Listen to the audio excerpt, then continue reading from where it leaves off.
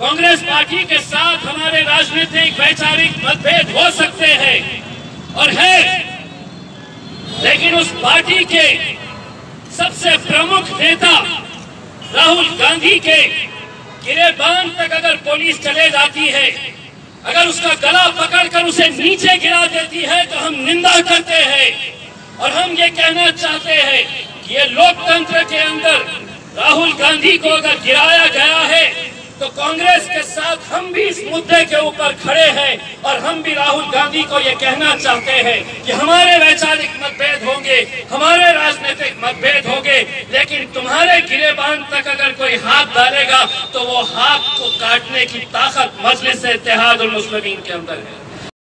हाथरस जाते हुए राहुल गांधी के साथ पुलिस ने जो बर्ताव किया वो पूरे देश ने देखा कि किस तरह से योगी पुलिस की बर्बरता, इतने बड़े नेता, सबसे बड़ी पार्टी कांग्रेस जो 60 सालों तक सत्ता में रही और उसके सबसे बड़े नेता पर इस तरह से गिरेबान में हाथ डालकर उन्हें नीचे डाल देना, ये सभी ने देखा। इम्तियाज जलील ने इन बारे में क्या कुछ कहा, पूरा वीडियो जरूर देखें और वीडियो अच्छा लगे तो शेयर जरूर करें और अभी वेस करनी चैनल को सब्सक्राइब कर ले।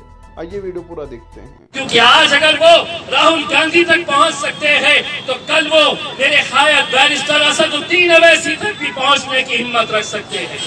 ये लड़ाई विचारों की, हमारे अलग अलग मतभेद हो सकते हैं, लेकिन आज इन मुद्दों के ऊपर हम सबको एक साथ मिलकर आने की जरूरत है।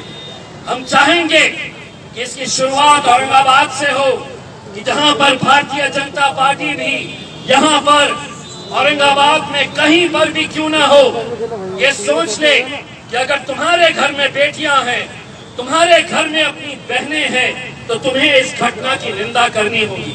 सियासत अपनी तौर के ऊपर चलेगी। ये चोर, ये लुच्चे लफंगे आएंगे जाएंगे।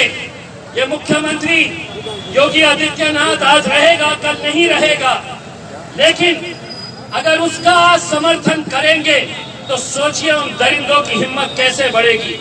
वो दरिंदों को लगेगा कि मुझे तो अगर सरकार की ताकत मेरे साथ में है तो मैं ऐसे ही बलात्कार करते जाऊंगा। और सिर्फ एक ही नहीं, यही मनीषा नाम की लड़की नहीं, हम राय रोज उत्तर प्रदेश के अंदर, बलरामपुर के अंदर, भदोही के अंदर हर रोज इस तरह की बलात्कार की घटनाएं हो रही हैं। लेकिन अगर इनकी निंदा नहीं की गई, अगर योगी आदित्यनाथ को वहां से हटाया नहीं गया, तो हम तो ये समझेंगे कि इन बलात्कारियों का समर्थन इस मुल्क के वजीर आजम नरेंद्र मोदी और अमित शाह भी कर रहे हैं। इन दरिंदों की हिमायत वो लोग भी कर रहे हैं। कहां है वो स्मृति ईरानी जिसने आजम खान के एक जुमले के ऊपर लोकसभा के अंदर इतना हंगामा खड़ा कर दिया था। अगर तू महिला है तो तुझे बाहर निकलकर इस बच्ची के दरिंदे जितने भी थे इनके खिलाफ बोलना पड़ेगा।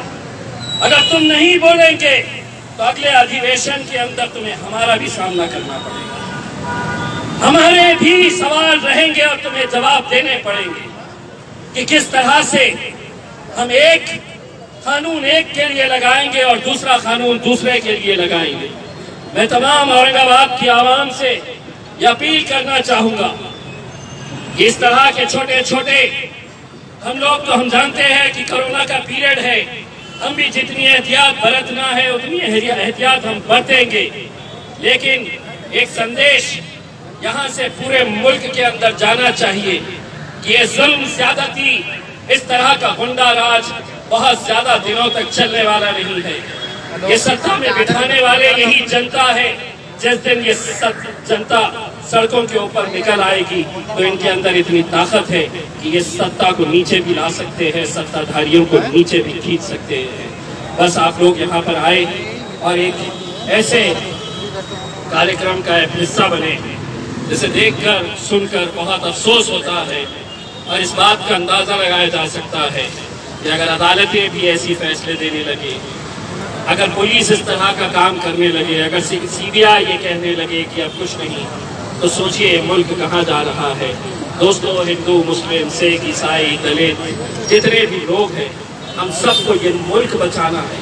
ये मुल्क बचाने के लिए हम सबको एक साथ मिलकर आना है। इतनी भक्ति के अंदर मलिन मत हो जाओ, नरेंद्र मोदी साहब को अपना भगवान मत समझो।